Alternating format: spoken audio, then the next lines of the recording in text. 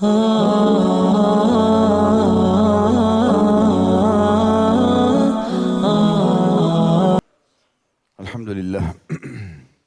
Wassalatu wassalamu ala rasulillah.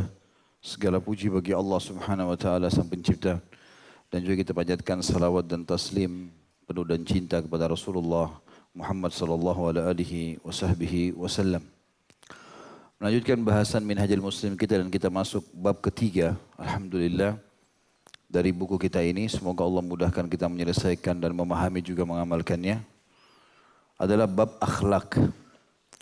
Dan ini teman-teman sekalian termasuk bab yang sangat luar biasa dalam Islam. Ditata, diperintahkan, diatur sedemikian rupa dengan keutamaan yang sangat besar. Ummu Salamah radhiyallahu anha pernah bertanya kepada baginda Nabi SAW, Ya Rasulullah, sama siapakah seorang wanita yang memiliki dua suami nanti di surga? Artinya selama di dunia kalau dia menikah dengan dua suami, suaminya pertama meninggal lalu dia nikah lagi, dua-duanya soleh, kira-kira siapa yang akan bersama dia di surga? Maka kata Nabi SAW, yang paling baik akhlaknya. Waktu itu Ummu Salamah radhiyallahu anha memang ingin Nabi SAW yang menjadi suaminya di surga, karena pasti paling tinggi derajatnya di surga. Wahai Ummu Salamah, ketahuilah, akhlak yang mulia telah merebut derajat-derajat tertinggi di surga. Juga dalam hadis yang sahih riwayat Bukhari, sesungguhnya seorang hamba akan menambah atau akan mendapatkan derajat tertinggi di surga bukan karena banyak sholat, puasa ataupun haji, tapi karena memiliki akhlak yang mulia. Dan sekian banyak dalil-dalil yang merupakan motivasi untuk berakhlak yang mulia, berkarakter. Bahkan Nabi SAW mengatakan dalam hadis yang lain, tidak ada sesuatu yang mengalahkan beratnya akhlak di timbangan amal pada hari kiamat. Dan tentu bab kita ini, bab akhlak, membahas banyak sekali akhlak-akhlak yang mulia, nanti kita akan bahas. Dan juga ada akhlak-akhlak yang tercela, di mana kita harus menjauhinya. Saya akan mulai baca apa yang ditulis oleh Syekh Abu Bakar Jazair rahimahullah, bab ketiga akhlak, dan pasal pertamanya akhlak yang baik dan penjelasannya. Akhlak adalah suatu bentuk atau karakter yang kuat di dalam jiwa, yang darinya muncul perbuatan yang bersifat iradiyah, ikhtiyariyah, atau kehendak pilihan, berupa baik atau buruk, indah atau jelek. Sesuai pembawaannya, ia menerima pengaruh pendidikan yang baik dan juga pengaruh pendidikan yang buruk. Bila bentuk di dalam jiwa ini dididik tegas, mengutamakan kemuliaan dan kebenaran, cinta kebajikan, gemar berbuat baik, dilatih mencintai keindahan, membenci keburukan, sehingga menjadi wataknya, maka keluarlah darinya perbuatan-perbuatan yang indah dengan mudah tanpa keterpaksaan. Dan ini yang dimaksud dengan akhlak yang baik. Seperti kemurahan hati. Kemurahan hati dalam berbagi, berbelas kasih, membantu. Lemah lembut, sabar, teguh, mulia, berani, adil, ihsan, berbuat baik, dan akhlak-akhlak mulia serta kesempurnaan jiwa lainnya. Begitu juga jika jiwa manusia ditelantarkan, tidak dididik, tidak disentuh oleh pendidikan yang memadai, atau dibantu untuk menumbuhkan unsur-unsur kebaikannya yang tersembunyi dalam jiwanya, maka jiwa yang demikian disebut akhlak yang buruk. Perkataan dan perbuatan tercela yang keluar darinya disebut dengan akhlak tercela, seperti ingkar janji, khianat, dusta, putus asa, tamak, kasar, kemarahan, kekejian, berkata kotor, dan juga pendorongnya. Dari sini Islam menjadi penyeru pada akhlak yang baik dan mengajak kepada pendidikan akhlak di kalangan kaum muslimin, menumbuhkannya dalam jiwa mereka dan menilai keimanan seseorang itu dengan kemuliaan akhlaknya. Allah yang Maha Suci dan Maha Pemurah telah memuji Nabi-Nya Muhammad SAW karena akhlaknya yang agung. Kekal dalam surah Al-Qalam ayat 4, Allah berfirman, A'udzu billahi minasyaitonir rajim. Wa innaka la'ala khuluqin azim. Sesungguhnya Muhammad, kau benar-benar berbudi pekerti yang agung. Dikatakan dalam hadis Bukhari, Aisyah berkata radhiyallahu anha, Nabi SAW tidak pernah marah sekalipun kalau itu berhubungan dengan hak beliau. Tetapi beliau hanya marah kalau hukum Allah dilanggar.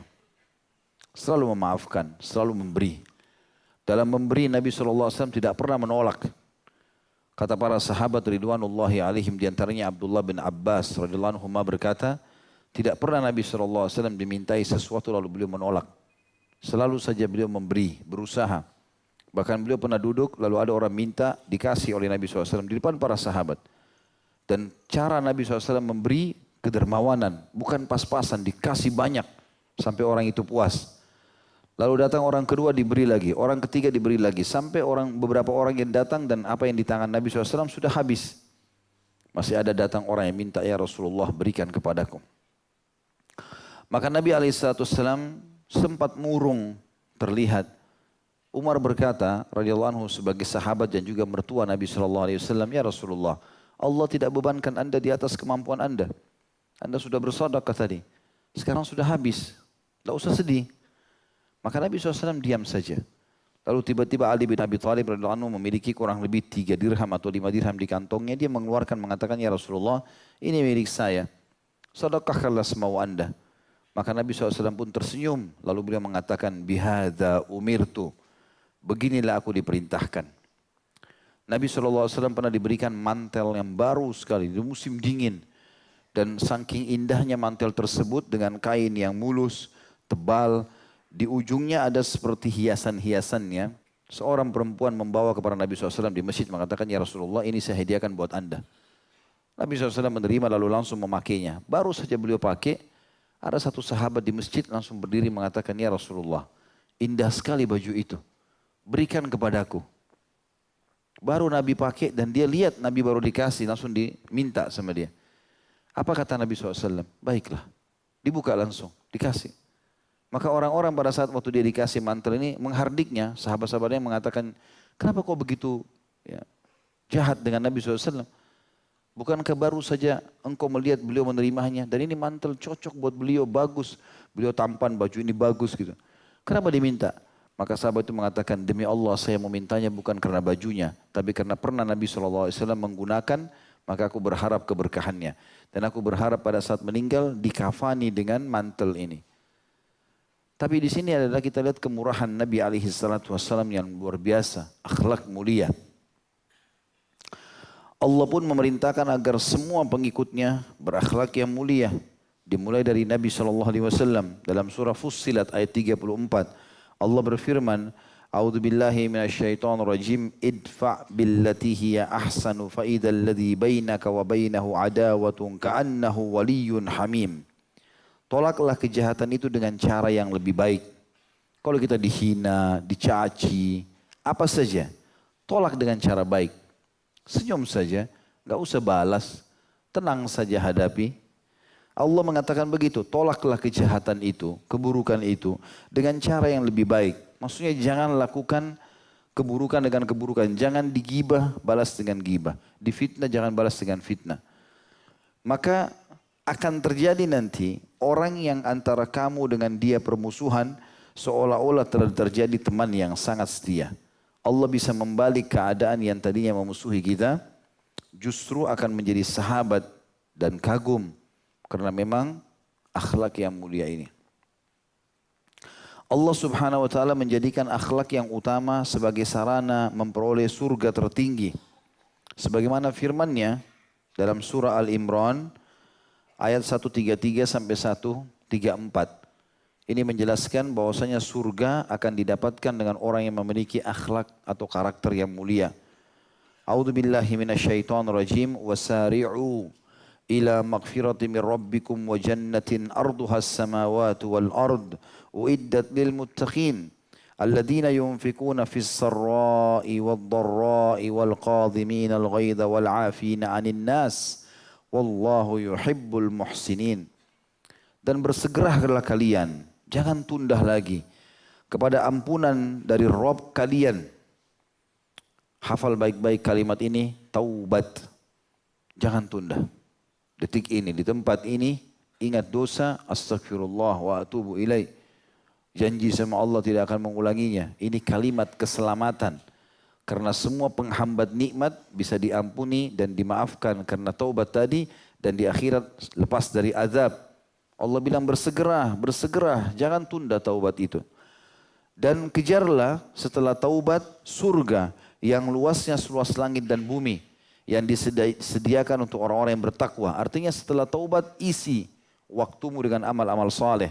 Dengan kebaikan-kebaikan. Tidak lagi waktu untuk bermaksiat. Dan itu makna daripada takwa. Lalu Allah merincikan siapa orang-orang takwa itu yang layak masuk ke dalam surga. Di sini isinya umumnya adalah karakter atau akhlak yang mulia. Yaitu orang-orang yang menafkahkan hartanya baik di waktu lapang maupun waktu sempit. Dan ini akhlak yang mulia. Dia bersedekah tidak memandang apakah dia lagi kaya atau miskin. Dia lagi sehat atau sakit. Dia lagi lapang ataupun lagi sempit. Intinya setiap ada panggilan sedekah dia selalu bersedekah. Abdullah bin Umar radhiyallahu anhu tidak pernah melewatkan satu hari kecuali beliau bersedekah. Walaupun hanya sepotong roti ataupun kue. Dan subhanallah selalu saja Allah subhanahu wa ta'ala membalasnya.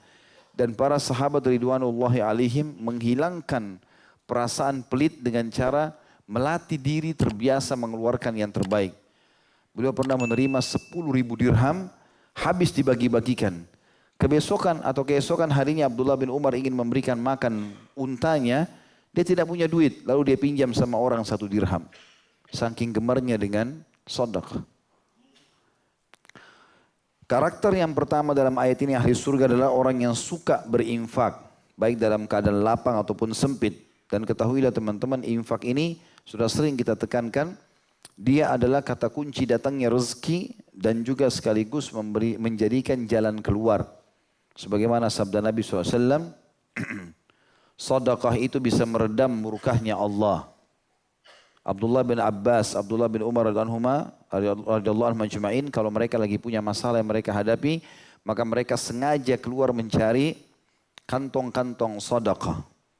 Pernah orang datang kepada Hasan Basri rahimahullah, kepada Abdullah bin Mubarak, lututnya bernanas sudah 7 tahun. Enggak sembuh-sembuh maka dia pun minta jalan keluar. Kata Ibnu Mubarak, carilah wilayah muslimin yang membutuhkan sumur, galilah untuknya, untuk mereka. Semoga saja Allah sembuhkan lukamu. Dan setelah orang itu menggali sumur, maka Allah SWT sembuhkan lukanya. Dan sekian banyak manfaat daripada bersedekah itu. Menghilangkan karakter buruk, pelit, dan mendatangkan karakter baik, dermawan. Dan orang-orang yang menahan amarahnya. Dikatakan wal qadhimin al ghaidh. Ini sudah pernah kita jelaskan teman-teman. Qadhim adalah orang yang mengekang. Ghaidh adalah terjemahnya marah yang disebabkan karena kita tidak bersalah. Dan kita mampu untuk membalas. Misal kalau seseorang datang kita punya anak kecil. Lagi dihidangkan kopi atau teh. Lalu dia datang disentuh jatuh. Kita nggak ada masalah. Tapi anak ini yang pecahin, tumpahin. Mungkin kita lagi pengen minum. Bisa marah. Tapi kita qadhimul ghaidh. Kita tahan itu. Kita mampu marah dengan seseorang. Tapi kita balas dengan bukan emosi. Itu namanya wal qadhimin al ghaidh. Orang yang suka sedekah dalam keadaan susah ataupun dalam keadaan lapang. Dan orang yang bisa meredam emosinya. Dalam keadaan dia marah. Dan ini sudah pernah saya jelaskan. Ada salah satu kisah berhubungan dengan ayat ini. Kisah seorang salafus saleh dulu. Dia lagi duduk sama tamunya untuk makan. Kemudian pembantunya atau budaknya membawa marak kambing yang sangat panas. Kemudian kakinya kesentuh karpet. Lalu tertumpah semua marak itu di baju atau di badan tuannya. Padahal tuannya lagi duduk sama tamu. Budak ini menumpahkan itu. Panas. Otomatis orang spontan marah. Tapi budak ini tahu kalau tuannya orang beriman. Dan dia menggunakan dalil ayat ini. Dia mengatakan kepada tuannya waktu tuannya baru mau marah. Wal qadhimin al ghaidh. Dan orang-orang yang bisa meredam marahnya walaupun dia benar. Maka tuannya mengatakan, aku sudah redam marahku. Dia bilang, belum selesai tuan. Dibaca lanjutan ayatnya, wal afina anin nas. Dan setelah orang-orang yang menahan amarahnya adalah suka memaafkan kesalahan orang lain. Ini berat, tapi kita disuruh memaafkan.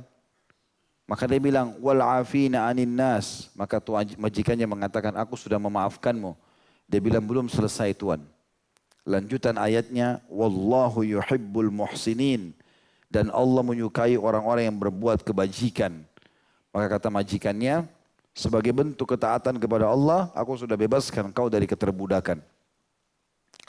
Dan ini sebuah akhlak yang mulia teman-teman sekalian. Bagaimana kita melalui dunia ini sebentar dengan tidak usah terlalu terbawa dengan arus. Kalau ada yang berbuat jahat sama antum, langsung yakini Allah sedang ingin meninggikan derajat antum melalui dia.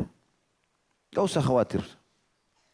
Tidak akan pernah teman-teman ada satu bulu di badan kita jatuh kecuali dengan izin Allah.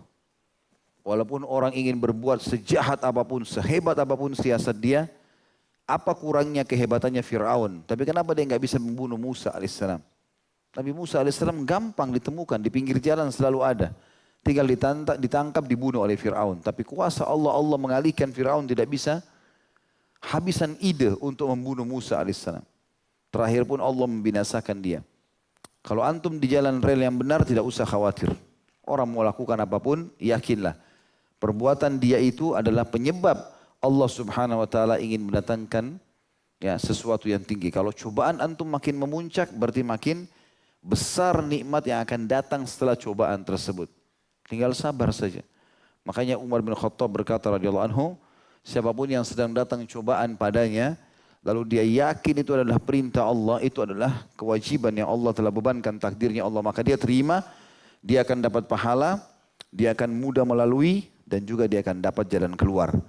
Tapi kalau dia tidak terima keputusan Allah itu, dari cacian orang, dari fitnah orang, atau apa saja, masalah-masalah yang dihadapi selama di dunia, maka dia akan mendapatkan dosa, dia tetap akan melalui cobaan tersebut, dan dia akan sulit mendapatkan jalan keluar.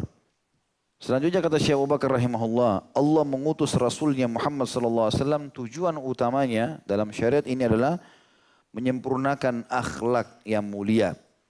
Sebagaimana dalam sabda Nabi SAW diriwayatkan Imam Bukhari, Imam Ahmad, salihul akhlak. Yang artinya innama bu'itsu liutammima makarimal akhlak. Sesungguhnya aku diutus hanyalah untuk menyempurnakan akhlak-akhlak yang mulia. Sopan, santun, bakti sama orang tua, dermawan, ramah, apa saja. Aku memang diutus untuk itu, untuk menyempurnakan akhlak-akhlak yang mulia ini. Allah tidak suka dengan orang yang jahat, bejat, berkata kotor, dan segala macam karakter yang buruk. Riwayat Imam Ahmad, innama bu'itsu liutammima salihal akhlak.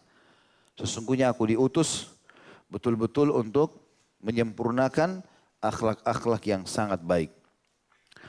Beliau juga sallallahu alaihi wasallam menjelaskan keutamaan akhlak-akhlak yang mulia dalam banyak sabda-sabda beliau yang tidak terhitung lagi jumlahnya. Di antaranya misalnya hadis yang sahih riwayat Tirmidzi nomor 2003 dan riwayat Abu Daud nomor 4799. Ma min syai'in fil mizani athqalu min husnil khuluq. Ketahuilah, kata Nabi SAW, tidak ada sesuatu pun di dalam timbangan amal pada hari kiamat yang lebih berat dan lebih berat daripada akhlak yang baik. Juga sabda Nabi SAW yang menggambarkan bahwasanya semua kebaikan ada di akhlak yang mulia. Kalau orang sudah jaga akhlak yang mulia, kebaikan-kebaikannya akan berkumpul padanya. Sebagaimana sabda beliau, al-birru husnul khuluq. Kebajikan itu justru berkumpul pada akhlak yang baik. Artinya, kalau buruk akhlaknya maka imannya tidak sempurna. Kata Nabi SAW, akmalul mu'minina imanan ahsanuhum khuluqa atau ahsanuhum akhlaqa. Orang mukmin yang paling sempurna imannya, sudah sampai pada tingkat tertinggi hubungannya dengan Allah, adalah orang yang paling baik akhlaknya, karakternya. Hadis ini riwayat Bukhari Muslim dan lafaz Imam Bukhari, Imam Muslim di nomor 2553. Juga Nabi SAW memastikan siapapun umatnya yang baik, karakternya, akhlaknya, santun, bakti sama orang tua, dermawan, apalah ringan tangan dan seterusnya, ini akan bersama Nabi SAW di hari kiamat. Kata ulama, bersebelahan dengan istananya Nabi SAW sehingga dekat sekali dengan beliau. Kata Nabi SAW dalam hadis, inna min ahabbikum ilayya wa akrabikum minni majlisan yaumal qiyamah ahasinakum akhlaqa. Sesungguhnya orang yang paling aku cintai di antara kalian dan paling dekat kedudukannya denganku pada hari kiamat adalah orang yang paling baik akhlaknya di antara kalian. Hadis ini diriwayatkan Imam Tirmidzi nomor 2018. Tentu Nabi SAW teman-teman kalau berbicara pada saat waktu-waktu tertentu beliau mengangkat suaranya. Seperti di kancah peperangan, seperti di khutbah Jumat. Di waktu-waktu di mana dibutuhkan suara ditinggikan, Nabi SAW tinggikan. Tapi selain daripada itu, ya sebagaimana tentu saya jelaskan dulu hadisnya, ada hadis Bukhari berbunyi, kata para sahabat Abu Hurairah dan mengatakan Nabi SAW kalau berkhutbah, mata beliau memerah, wajah beliau memerah, sampai seakan-akan beliau sedang memotivasi pasukan untuk menyerang musuh. Tapi dalam riwayat lain, selain daripada menyampaikan kebaikan-kebaikan dengan suara yang semangat misalnya, kata para sahabat di sisi yang lain, Nabi SAW kami temukan lebih malu daripada anak gadis di dalam pinggitannya. Artinya Nabi SAW tidak minta-minta, ya, tidak pelit, tidak kasar. Jadi ada saatnya beliau mengangkat suara tapi itu bukan berarti keburukan. Tapi ada saatnya juga beliau tidak berbicara. Bahkan suaranya sangat lembut. Gitu. Sampai para sahabat tuh malu melihat ke wajah Nabi SAW pada saat berbicara karena lembutnya bahasa yang beliau gunakan alaihissalatu wassalam. Banyak orang salah faham, mereka anggap dengan menggebu-gebuhnya Nabi SAW bicara, memberikan motivasi kepada para sahabat di khutbah Jumat atau di kesempatan-kesempatan menasihati mereka untuk jihad, berarti boleh mencaci maki di mimbar, boleh mencaci maki di majelis. Ini semua tidak benar. Ini mencoreng akhlak dia sendiri. Itu tidak boleh tentunya. Beliau juga SAW ditanya tentang amal apa yang paling utama, yang paling banyak mendatangkan pahala, paling mudah dicintai oleh Allah. Beliau mengatakan husnul khuluq, akhlak yang baik. Hadis ini riwayat Ahmad nomor 17.358. Juga ditanya tentang apa yang paling banyak memasukkan orang ke dalam surga. Yang paling mudah, paling banyak mengantar orang ke dalam surga. Maka beliau mengatakan taqwallah wa husnul khuluq. Takwa kepada Allah, patuh kepadanya, perintah dikerjakan, larangan dijauhi dan akhlak yang baik. Hadis ini hadis hasan diriwayatkan Tirmidzi nomor 2004. Juga Nabi SAW bersabda tentang kedudukan orang yang memiliki akhlak yang mulia. Selalu santun, selalu baik, selalu senyum, selalu memberi, selalu memaafkan. Kata Nabi SAW, Innal abda la yablughu bi husni khuluqihi azima darajatil akhirah wa syarafal manazil wa innahu la dha'iful ibadah. Hadis ini diriwayatkan oleh At-Tabarani di jilid 1 halaman 260 dengan sanad jayyid atau bisa diterima. Kata Nabi SAW, sesungguhnya seorang hamba pasti akan mencapai derajat yang sangat agung di akhirat. Tinggi sekali. Kedudukan mulia dengan akhlaknya yang baik. Meskipun hamba itu lemah dalam beribadah. Artinya ada ibadah-ibadah mungkin yang tidak maksimal. Tapi karena santun akhlaknya baik maka Allah SWT memberikan derajat yang tinggi. Kemudian beliau menukil perkataan salafus saleh tentang masalah akhlak ini. Dimulai dari perkataan Al-Hasan Al-Basri rahimahullah. Beliau berkata, akhlak yang baik adalah bermuka manis, bersungguh-sungguh dalam berderma, membantu orang, bukan setengah-setengah. Dia gembira kalau ada orang yang minta-minta sama dia. Maka dia cari orang fakir miskin tersebut. Dia berterima kasih kalau datang. Sebagian ulama salaf bahkan mengatakan, kami selalu berterima kasih pada orang-orang miskin yang datang meminta kepada kami. Karena mereka sedang membawa sedekah kami itu ketimbangan amal kami di hadapan Allah tanpa upah sedikit pun. Saking gembiranya mereka dalam melakukan amal saleh. Berapa banyak orang yang tidak faham ini. Begitu orang datang minta maka mukanya cemberut. Memberi pun dengan tidak seikhlas atau sepenuh hati. Maka dia tidak dapat apa-apa.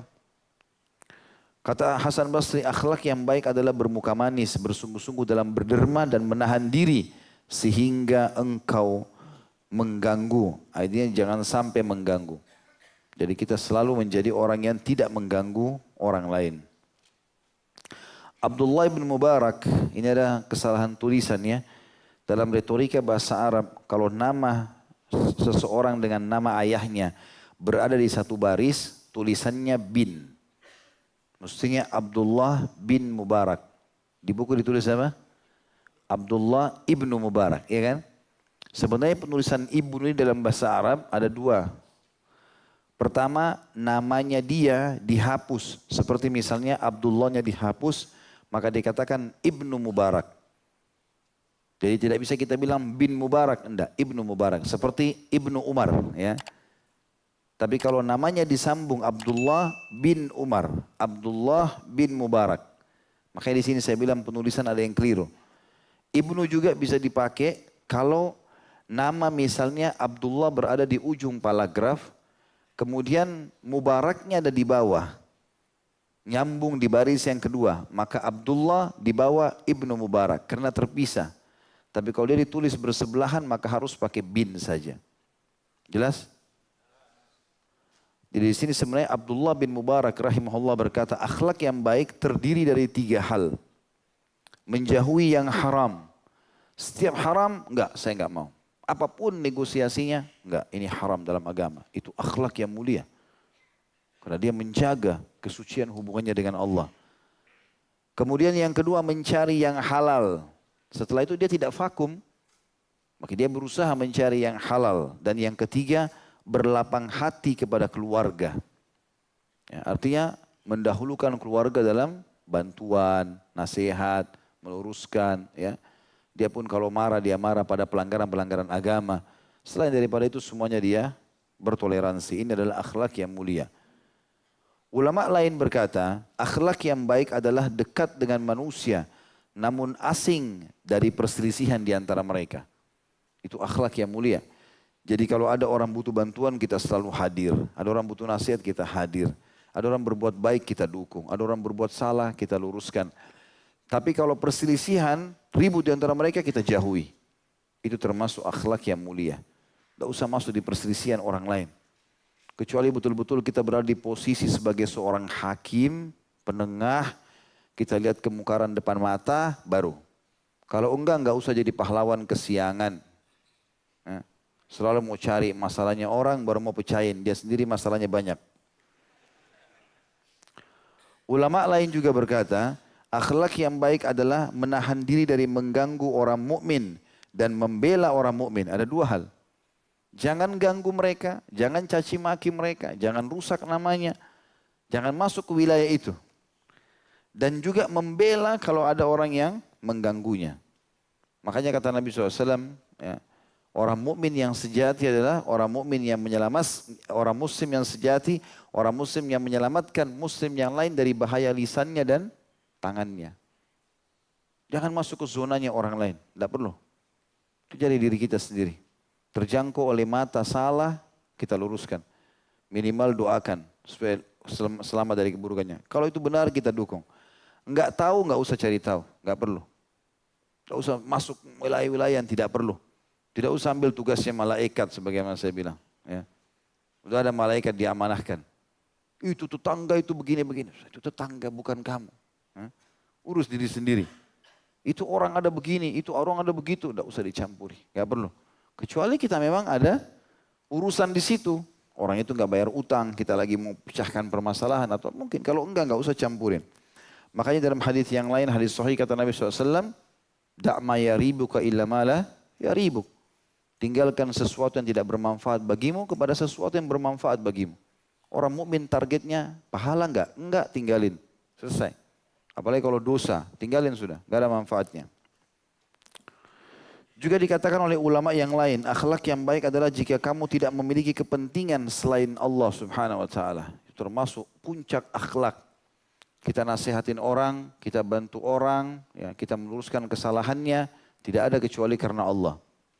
Artinya betul-betul bukan karena maslahat kita pribadi, tapi karena memang kita tahu ini pelanggaran, maka kita nasihati, kita luruskan. Kita dukung kalau dia sedang berbuat kebaikan. Semua definisi di atas kata beliau masuk dalam pengertian akhlak dari sebagian sisinya. Adapun pengertian dan hakikatnya adalah sebagaimana dipaparkan sebelumnya.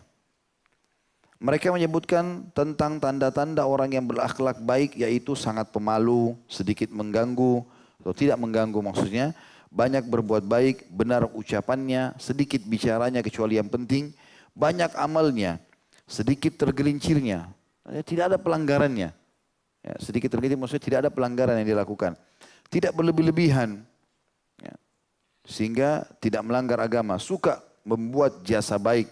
Supel, tenang, sabar, bersyukur, rela, lembut, profesional, berdedikasi. Tidak suka mencela, melaknat maupun menggunjing atau mengadu domba. Tergopoh-gopoh, ya, tergesa-gesa. Karena Islam melarang itu ya. Kata Nabi SAW, al-ajalatu minasyaitan wal anatu minar rahman. Buru-buru dari syaitan dan tenang itu adalah dari Allah sang pencipta. Ya. Tentu di sini bedain antara tenang dan lelet, lamban. Beda. Di sini maksudnya kita tenang, tidak tergesa-gesa, tapi tetap juga tepat dalam mengambil keputusan. Bedain dengan orang yang lamban, lelet sekali sehingga melambatkan semua orang. Enggak, ini termasuk sifat tercela. Kemudian tidak dengki, bakhil, iri, bahkan mukanya berseri-seri, riang. Mencintai dan membenci karena Allah, rela dan marah karena Allah. Ini semua termasuk bagian dari sifat akhlak yang baik. Pada pasal-pasal selanjutnya akan dijelaskan batasan masing-masing sifat akhlak yang baik. Dengan memenuhi sejumlah sifat-sifat tersebut, akhlak yang baik bisa ditunjukkan dengan memperhitungkan sifat-sifatnya. Kita akan masuk teman-teman sekalian ke bahasan akhlak yang pertama.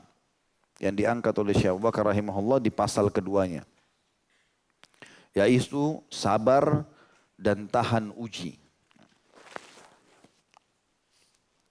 Jadi tadi itu adalah keutamaan-keutamaan akhlak. Sekarang kita masuk ke substansialnya. Satu persatu dirincikan oleh Syekh Abu Bakar rahimahullah. Di antara keindahan akhlak seorang muslim adalah sabar. Dan sudah pernah saya jelaskan sabar masuk dalam 3 keadaan. Sabar dalam mengerjakan ketaatan. Duduk di majelis ilmu seperti ini. Puasa, sholat, zakat, bakti sama orang tua. Apalah, itu semua kesabaran, butuh kesabaran. Yang kedua sabar dalam meninggalkan kemaksiatan. Sudah sering saya ulangi nih, kita punya peluang berzina, kita punya peluang berbohong, kita punya peluang menipu orang. Kita punya bisa buat apa saja. Tapi pada saat peluang itu datang, sabar, tolak. Karena pasti terlintas di benak kita, nggak mungkin. Setiap orang pasti punya peluang berzina, bohong segala macam, tapi dia sabar. Dan yang ketiga, sabar dalam cobaan harian. Kata beliau di antara keindahan akhlak seorang muslim adalah sabar dan tegar menghadapi gangguan karena Allah Subhanahu wa taala. Kesabaran adalah menahan diri dari hal-hal yang tidak disukai atau tegar menghadapi hal-hal yang tidak disukai dengan rela dan pasrah. Kalau sudah terjadi berarti ada sesuatu yang Allah inginkan. Dan memang teman-teman, cobaan kalau datang tidak terprogram. Antum bangun tidur sakit. Kita nggak ada salah sama orang nggak kenal, dia fitnah kita. Dia gibah, caci maki, biarin aja. Tidak apa-apa. Yakinlah pada saat itu Allah sedang memberikan sesuatu dari dia. Baik itu pahalanya diberikan kepada kita, baik juga ada dosa-dosa kita yang dimaafkan karena perilaku yang dia lakukan itu. Seorang muslim menahan dirinya dari hal yang tidak dia sukai seperti bersusah payah melaksanakan ibadah dan taat kepada Allah. Ini saya bilang tadi sabar pertama, sabar dalam mengerjakan ketaatan. Konsekuensi dalam menjalankannya, menahan diri jangan sampai bermaksiat kepada Allah SWT yang maha tinggi lagi maha luhur. Dan benar-benar enggan mendekatinya. Ini yang kedua, sabar dalam meninggalkan kemaksiatan. Meskipun secara naluri nafsunya menginginkan dan tergiur olehnya. Kita pasti tergiur. Ada lawan jenis, punya kecantikan, punya kegagahan, ajak berzina, tapi sabar. Nabi Yusuf AS digoda oleh Ratu Mesir. Sabar. Beliau berusaha untuk menahan itu. Ia juga menahan diri dari cobaan yang menimpahnya. Ini cobaan yang ketiga. Ini sabar yang ketiga. Sabar dalam cobaan harian. Sehingga tidak berputus asa atau membenci. Karena menurut ahli hikmah atau orang bijak bersedih atas hal yang telah berlalu adalah penyakit. Sedangkan bersedih atas hal yang sedang terjadi akan melemahkan akal. Dan benci kepada takdir adalah mencela Allah. Zat yang Maha Esa, yang Maha Kuasa lagi Maha Perkasa. Dalam kondisi demikian, ia meminta tolong dengan mengingat janji Allah berupa balasan yang amat baik atas berbagai ketaatan yang disediakan bagi pelakunya berupa pahala yang berlimpah ruah dan ganjaran yang besar. Juga dengan mengingat ancaman Allah Subhanahu wa taala kepada orang-orang yang membencinya dan yang bermaksiat kepadanya berupa azab yang pedih dan hukuman yang keras. Serta mengingat dengan yakin bahwa ketentuan takdir Allah pasti berlaku. Dan sudah pernah saya jelaskan teman-teman sekalian, dalam kehidupan kita sehari-hari pasti saja akan ada cobaan. Ya, akan ada cobaan. Bedain antara cobaan dengan bencana, sudah pernah saya jelaskan itu. Kalau cobaan datangnya individu, kita sakit, diganggu orang, segala macam, perintah untuk mengerjakan ibadah secara pribadi, sholat, puasa dan seterusnya, perintah meninggalkan dosa-dosa, ini secara pribadi. Pasti kita diuji. Ada bencana, tidak akan terjadi kecuali karena dosa-dosa yang merata. Nanti kita akan bahas itu insya Allah. Karena kesabaran tanpa keluh kesah, itu termasuk akhlak yang diusahakan dan diperoleh melalui berbagai macam latihan dan perjuangan. Maka seorang muslim selalu membutuhkan pertolongan Allah agar dianugerahkan rezeki berupa kesabaran dan juga memohon diilhami kesabaran dengan mengingat perintah-perintah yang ada dan pahala yang dijanjikan baginya. Seperti misalnya firman Allah SWT dalam surah Al-Imran ayat 200, ayat terakhir dalam surah Al-Imran. A'udzu billahi minasyaitonir rajim. Ya ayyuhalladzina amanu sabiru wasabiru warabitu wattaqullaha la'allakum tuflihun. Hai orang-orang beriman, bersabarlah kalian dan kuatkan kesabaran kalian itu, jangan setengah-setengah. Dan tetaplah bersiap siaga di perbatasan negeri kalian dan bertakwalah kepada Allah supaya kalian beruntung. Jelas di sini Allah suruh bersabar dan mengokohkan sabar. Ekstra sabar. Gitu kan. Jangan bilang saya tidak bisa sabar. Enggak, saya sabar insya Allah. Ya. Sebagian ayat Al-Quran menceritakan tentang orang-orang beriman sebelum kita mengatakan kepada orang yang mengganggu mereka. Wala nasbiranna ala ma adzautumuna. Kami pasti akan sabar terhadap apa yang kalian ganggukan kepada kami. Karena kami tahu ini ada pahalanya. Juga dalam surah Al-Baqarah ayat 45 Allah berfirman, A'udzubillahi minasyaitonirrajim, wasta'inu bis-sabri was-salah. Minta tolonglah kepada Allah dalam setiap menghadapi masalah di dunia dengan apa? Dengan duit, dengan bekerja sama orang? Enggak. Dengan sabar dan sholat. Kalau sudah datang cobaan, sabar. Disitulah puncak pahalanya. Bahkan kata Nabi SAW dalam hadis memberikan kita kata kunci, innamas sadmatu fil ula. Sesungguhnya rasa pedih itu hanya di awalnya saja. Hari-hari pertama, setelah itu sudah jadi biasa kok. Di situ sudah puncak pahalanya. Siapa yang menjaga lisannya kata sebagian salaf dari keluh kesah kepada manusia dari cobaan yang sedang Allah timpahkan, Allah muliakan dia karena dia bisa menerima apa yang sedang Allah ujikan. Seperti kita kalau lagi sekolah dikasih ujian, harus datang jam sekian, harus pakai baju ini, tidak boleh bawa buku. Ada peraturan-peraturan, kita nggak suka tapi kita tahu ini akan ada manfaatnya, menaikkan kita kelas. Ya. Kalau tanpa ujian tidak naik kelas. Diuji oleh Allah SWT, kalau kita berhasil ngisi semuanya pertanyaan-pertanyaan tersebut, lalui dengan kesabaran, ketenangan, maka kita akan naik kelas. Ya. Dalam ayat lain, dalam surah An-Nahl ayat 127 Allah berfirman, A'udzubillahi minasyaitonirrajim, wasbir wa ma sabruka illa billah. Bersabarlah hai Muhammad dan tidaklah kesabaranmu itu melainkan dengan pertolongan Allah. Nabi Muhammad SAW diganggu di rumah tangganya, difitnah dalam kehidupannya dengan sahabatnya, dalam perjuangan dakwanya, banyak sekali. Tapi beliau sabar. Juga disebutkan dalam surah Luqman ayat 17. A'udzubillahi minasyaitonirrajim. Wasbir ala ma asabak inna dzalika min azmil umur. Luqman menceritakan kepada anaknya dan Allah kekalkan nasihat ini. Dan bersabarlah atas apa yang menimpahmu. Enggak ada gunanya kamu teriak-teriak. Karena sudah terjadi. Setiap terjadi masalah teman-teman ingat 6 huruf ini. Solusi. Jangan tanya lagi kenapa terjadi. Karena sudah terjadi. Enggak ada gunanya. Kata Nabi SAW kalau terjadi sesuatu pada kalian sudah terjadi. Jangan katakan kalau seandainya. Karena kalimat kalau seandainya atau lau membuka pintu syaitan. Tapi ucapkanlah qaddarallahu wa ma syaa fa'al. Allah sudah takdirkan dan Allah melakukan apa yang dia inginkan. Udah. Setelah itu solusi, jalan keluarnya apa? Karena kita teriak-teriak nggak ada gunanya. Sekarang kita pulang rumah, rumah kita kebakaran. Yang kita harus pikirkan 6 huruf solusinya. Kebakaran sekarang. Padamkan api, itu solusi, bukan yang lain. Kalau kita teriak-teriak, suara kita habis, rumah kita habis. Enggak dapat apa-apa. Atau orang begitu, nangis-nangis. Habis semuanya. Enggak ada gunanya buat dia. Jadi kita harus tahu solusinya apa. Kita keluar dari rumah, dari masjid, sendal kita hilang. Cari enggak ada. Solusinya sudah selesai. Beli sendal baru, sangka baik dengan Allah. Kalau itu mungkin Allah mau saya ganti sendal baru. Sudahlah, sedekah. Selesai. Beli sendal 50.000 habis urusannya. Ribut, sendalnya hilang 1 minggu di kantor dibahas masalah sendal hilang. Enggak selesai-selesai. Bahkan kalau lewat masjid itu, masjid ini sendal saya dicuri. Padahal yang salah pencurinya bukan masjidnya. Tidak ada hubungannya. Dia hilangkan pahalanya sendiri. Toh juga sendalnya sudah pasti hilang. Biar juga dia ngamuk-ngamuk tidak kembali. Jadi nggak ada gunanya sama sekali. Makanya kata Luqman kepada anaknya, dan bersabarlah atas apa yang menimpahmu. Sesungguhnya yang demikian itu termasuk hal-hal yang diwajibkan oleh Allah. Karena pasti terjadi. Dan solusinya cuma sabar. Nggak ada yang lain. Kalau sudah terjadi masalah, sabar. Nggak ada yang lain. Dan sabar sudah pernah saya jelaskan definisinya. Menerima keputusan Allah dan mencari jalan keluar.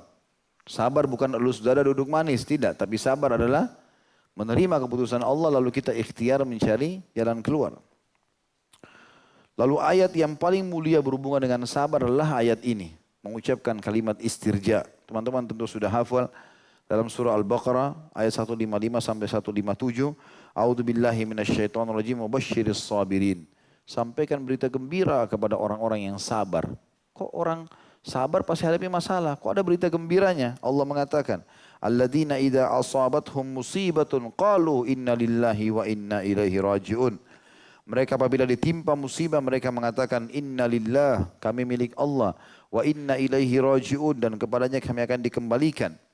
Kalau kita ucapkan kalimat ini namanya istirja, Allah bilang ulaika, mereka itulah, alaihim salawatu min rabbihim wa rahmah, mereka akan mendapatkan jalan keluar dari Tuhan mereka dan juga rahmat, karunia yang luas, ya, rezeki.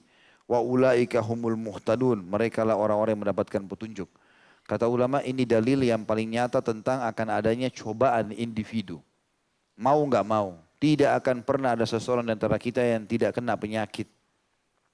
Akan melalui prosesi-prosesi, ditipu orang lah, difitnah lah, digibah lah. Dan beruntunglah orang yang faham konsep ini dari awal, dia tahu dia suruh bersabar. Setiap orang yang mengganggu antum, yakin langsung pada saat itu Allah sedang menginginkan kebaikan. Orang ini penyebabnya saja. Cuma penyebab. Ada orang utang gak bayar, kita sudah tagih gak mau bayar. Kita harus sangka baik dengan Allah. Allah mau menginginkan sesuatu nih. Dengan kejadian ini Allah inginkan sesuatu. Pasti karena ini diangkat derajat. Nggak mungkin tidak.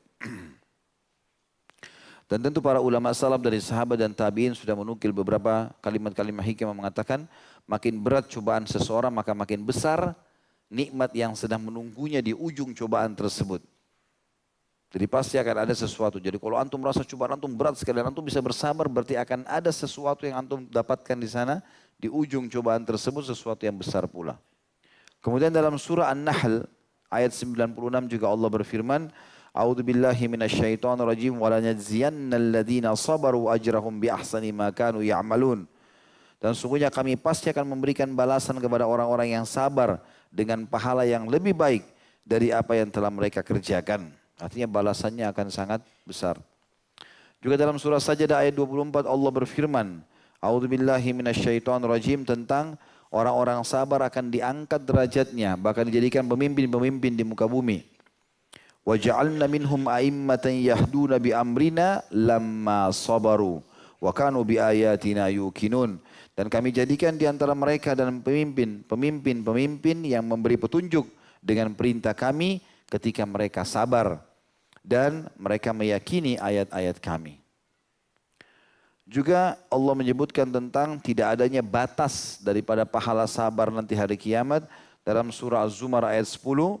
A'udzu billahi minasyaitonir rajim innama yuwaffas sabiruna ajrahum bighairi hisab. Orang yang sabar pasti akan mendapatkan pahala mereka tanpa ada batas.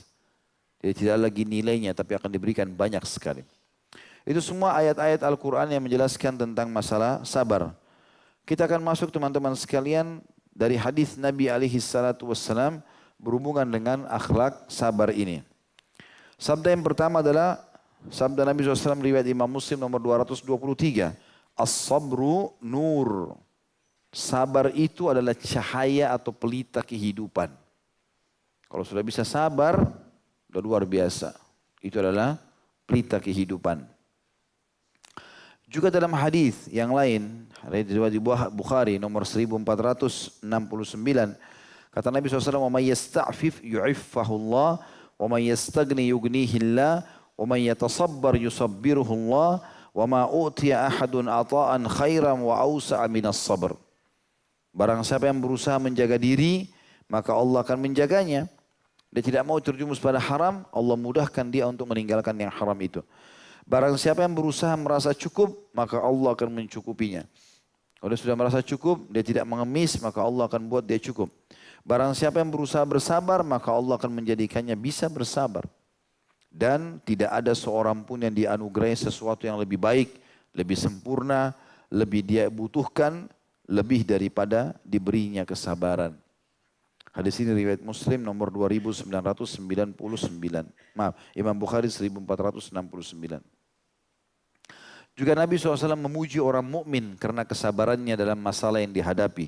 Sebagaimana sabda beliau, "Ajaban li amri mu'min, li amril mu'min, inna amrahu kullahu lahu khair, wa laysa dzalika li ahadin illa lil mu'min.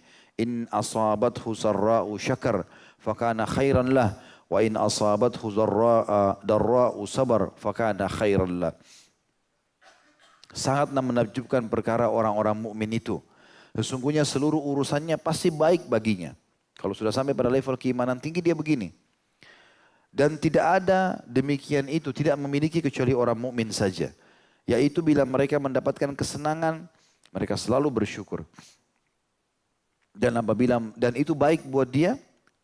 Dan bila dia ditimpa bencana atau cobaan, maka dia selalu bersabar dan itu juga baik untuk dia.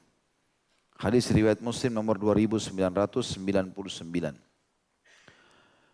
Dikatakan Syekh Abu Bakar rahimahullah ketika putri beliau sallallahu alaihi wasallam mengutus utusan untuk mengundang beliau agar hadir, maksudnya Zainab radhiyallahu anha punya anak namanya Umamah. Umamah ini sakit keras mau meninggal dunia. Maka Nabi sallallahu alaihi wasallam menerima undangan dari Zainab untuk datang melihat putrinya, ya putri sebenarnya ya, yang akan meninggal. Di sini disebutkan putra. Beliau sallallahu alaihi wasallam menjawab kepada utusan putrinya, "Iqra'ha as-salam wa qul laha inna lillahi ma akhadha wa lahu ma a'ta wa kullu syai'in indahu bi ajalin musamma faltasbir wal tahtasib." Artinya teman-teman sekalian, kisahnya adalah Zainab waktu itu punya anak namanya Umamah dan ini anak pertamanya dan sakit keras. Kalau saya tidak salah umurnya 2 tahunan ya. Dan ini Allah sudah tentukan takdirnya tentunya ya. Maka Zainab mengirim surat kepada Nabi SAW. Nabi lagi mengajar waktu itu di masjid. Lagi nyampein wahyu. Mengatakan, "Ya Rasulullah, anak anda Zainab memanggil anda untuk melihat cucu anda Umamah." Maka kata Nabi SAW, "Sabarlah, suruh sabar. Nanti saya akan datang." Kemudian utusan tersebut pulang, datang lagi yang kedua kali. Dia mengatakan, "Zainab sungguh bersumpah atas nama Allah agar anda datang ya Rasulullah. Tolong lihat cucu anda." Ya. Maka Nabi SAW mengatakan, "Baiklah, bilang pada dia untuk bersabar." Kemudian pada saat itu anaknya masih hidup. Ya, cucunya Nabi SAW masih hidup. Lalu Nabi SAW sempat terlambat sedikit karena lagi mempersiapkan diri untuk pergi. Datang utusan tersebut yang ketiga kali lalu mengatakan, "Ya Rasulullah, Zainab bersumpah atas nama Allah yang kedua kali untuk anda datang dan menyampaikan kalau cucu anda sudah meninggal dunia. Umamah sudah meninggal." Maka Nabi SAW mengatakan, "Iqra'has salam." Sampaikan salam kepada ibunya Zainab ya, atau anaknya tadi. "Wa qul laha," dan katakan, "Inna lillahi ma akhad." Sesungguhnya milik Allah semua yang dia ambil. "Walahu ma a'ta," milik dia semua yang dia beri. "Wa kullu syai'in indahu bi ajalin musamma," dan semua berjalan sesuai dengan takdir yang sudah dia putuskan. "Fal tasbir wal tahtasib." Maka kalau itu sudah terjadi, suruh ada dia bersabar dan mengharapkan pahala dari sisi Allah Subhanahu wa taala. Hadis ini riwayat Bukhari nomor 1284. Dalam sebuah hadis qudsi disebutkan Allah Subhanahu wa taala, Nabi SAW mengatakan, Allah Subhanahu wa taala berfirman, wa idza btalaitu 'abdi bihabibataihi fasabara awwattuhu minhal jannah. Jika aku menguji hambaku dengan menghilangkan dua kecintaannya, maksudnya matanya buta, kemudian dia bersabar, maka aku akan menggantinya dengan surga. Ini keutamaan bagi orang-orang yang buta. Apalagi sudah kita jelaskan teman-teman, semua cobaan di dunia ini hanya sementara saja. Kalau ada orang lahir penuh dengan penyakit, pada saat dia dibangkitkan di akhirat dia sudah tidak ada penyakitnya. Lahir lumpuh, sana sudah sempurna. Meninggal kakek-kakek, nenek-nenek akan dibangkitkan 33 tahun. Meninggal masih bayi, dibangkitkan 33 tahun. Itu sudah kita jelaskan pada saat membahas masalah surga dan neraka yang lalu. Makin besar cobaan, cobaan itu akan datang teman-teman sekalian. Dan Allah Subhanahu wa taala menunjukkan cintanya justru dengan cobaan itu. Dia menguji. Sebagaimana dalam sabda Nabi SAW, man yuridillahu bihi khairan yusib minhu. Barang siapa yang dikehendaki oleh Allah kebaikan baginya, maka Allah akan mengujinya dengan cobaan. Hadis ini riwayat Bukhari nomor 5645. Bagaimana kami memahami Ustaz? Masa Allah cinta tapi Allah uji? Jawabannya iya.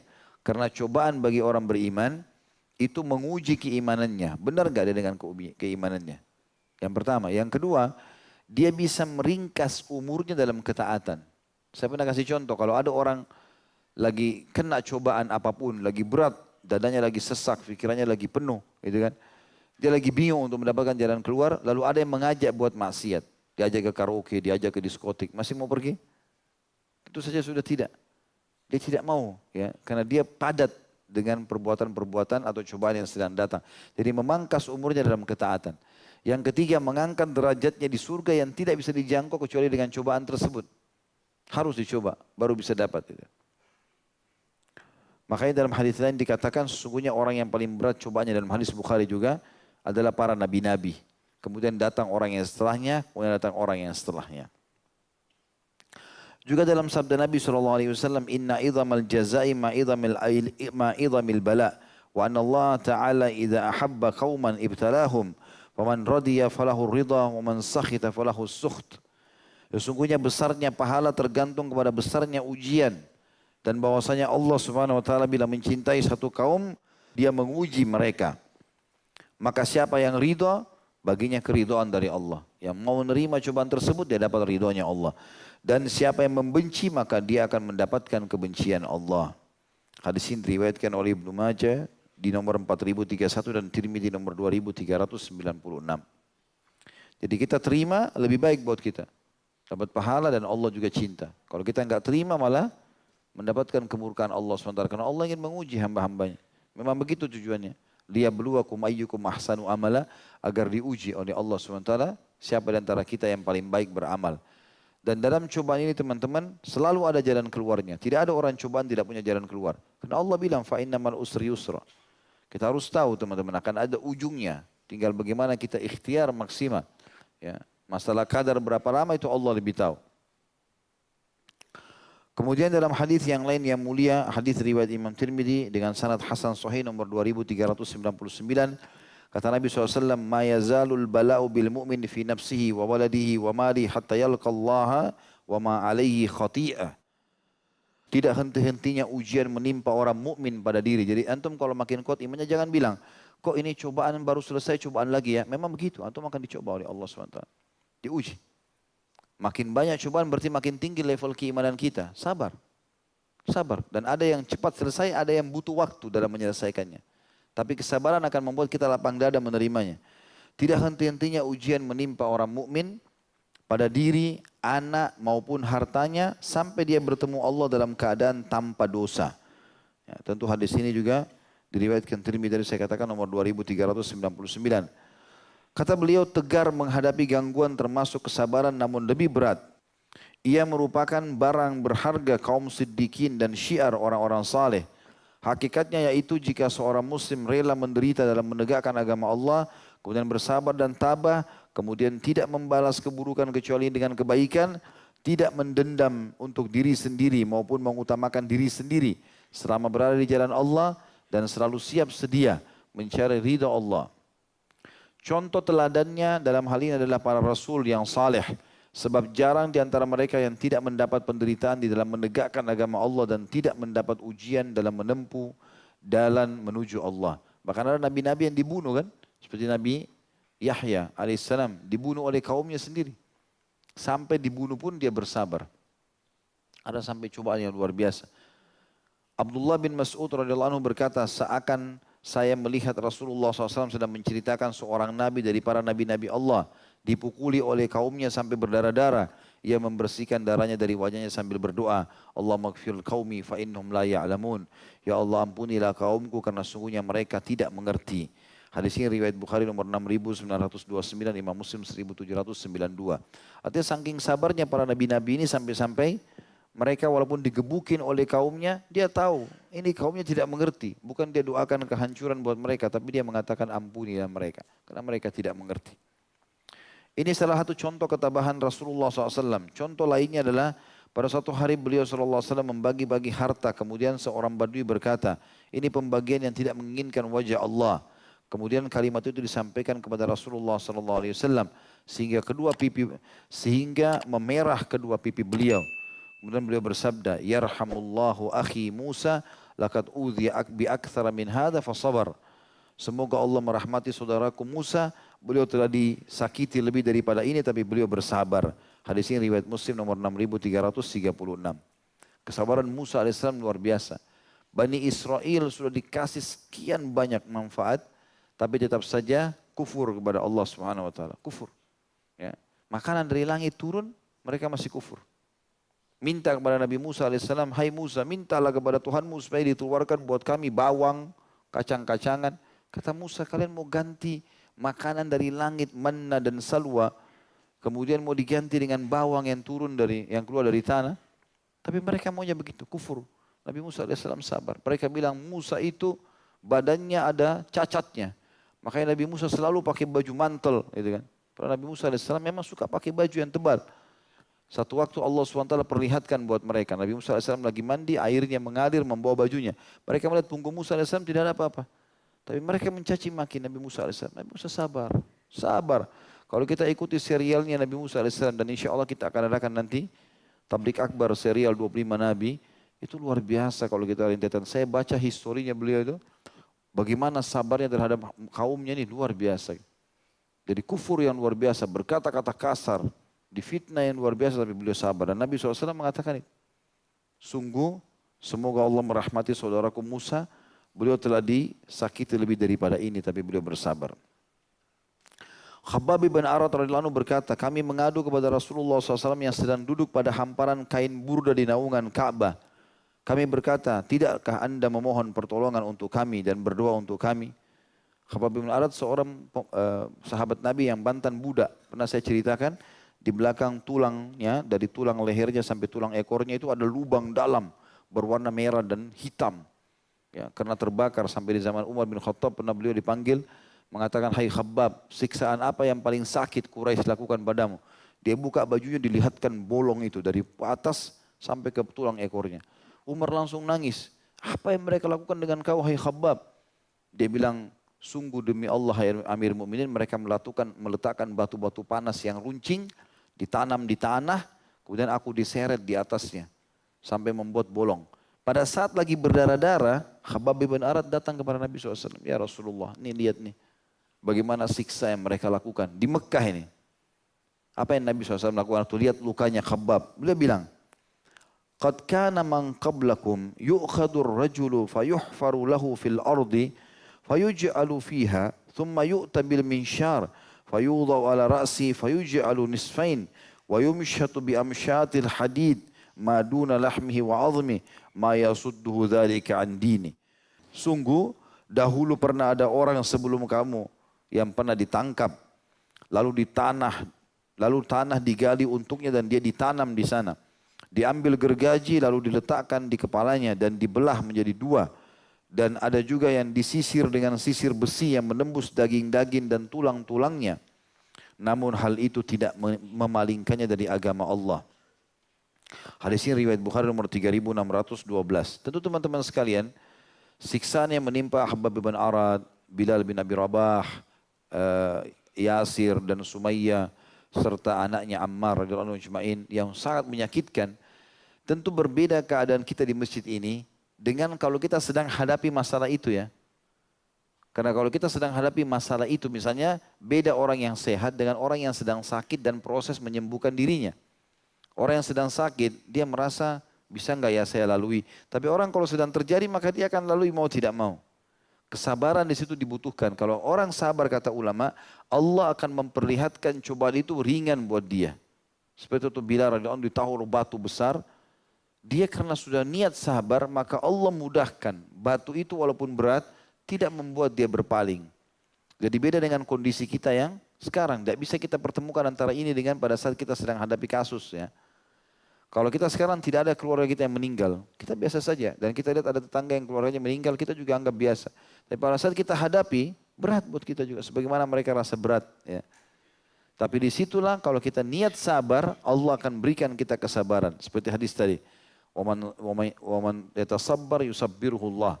Siapa yang berusaha bersabar, Allah akan mudahkan dia untuk bersabar. Allah SWT mengisahkan kepada kita tentang para rasul dan kalimat-kalimat mereka yang tabah di dalam menghadapi penderitaan. Seperti misalnya dalam surah Ibrahim ayat 12. Mengapa kami tidak bertawakal kepada Allah padahal dia Allah telah menunjukkan jalan kepada kami. Dan kami sungguh-sungguh akan bersabar terhadap gangguan-gangguan yang kalian lakukan kepada kami. Dan hanya kepada Allah saja orang-orang yang bertawakal itu berserah diri. Nabi Isa AS berkata kepada kaumnya Bani Israel, sungguh sebelumnya telah dikatakan kepadamu bahwa gigi dibalas gigi, hidung dengan hidung, dan kini saya katakan kepadamu, janganlah kamu membalas kejahatan dengan kejahatan. Akan tapi siapa yang menampar pipi kananmu maka persilahkanlah pipi kirimu kepadanya. Siapa yang mengambil bajumu, selendangmu maka berikanlah sarungmu. Hadis ini disebutkan tentu oleh Al-Ghazali dalam buku beliau. Tapi ini riwayat masih butuh ditelusuri. Yang jelas ini juga dipegangi oleh kaum Nasrani. Dan sebagian ulama mengatakan hadis ini atau riwayat ini, kalaupun ada dari Nabi Isa AS, ini adalah syariat beliau. Sementara syariat Nabi Muhammad SAW bukan begini. Sabar kita adalah bukan kalau kita ditampar pipi kanan kita kasih pipi kiri. Tapi kita berusaha untuk membela diri. Gitu kan? Kalau kita diserang, bahkan orang yang meninggal kata Nabi SAW membela dirinya, mati syahid. Kita tidak boleh menghinakan diri kita. Gitu kan? Tapi kalau sedang tertimpa musibah kita berusaha bersabar. Sabar terima takdir Allah dan kita ikhtiar maksimal. Sebagian sahabat Rasulullah SAW berkata, kami tidak menganggap seseorang itu beriman dengan benar jika tidak dapat bersabar atas penderitaan.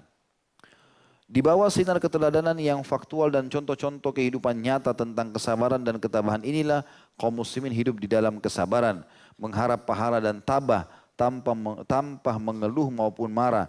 Tidak membahas hal yang dibenci dengan kebencian, akan tapi membalas keburukan dengan kebaikan, memaafkan, bersabar dan juga mengampuni.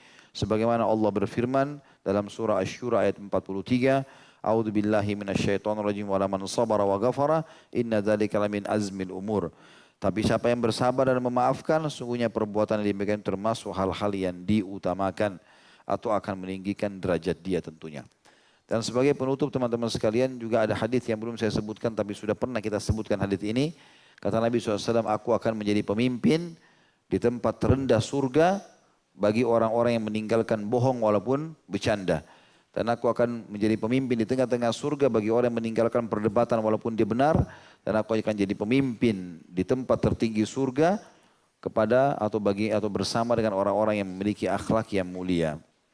Dan insya Allah kita akan bahas nanti di pertemuan akan datang. Akhlak yang selanjutnya bertawakal kepada Allah dan bersandar pada diri sendiri.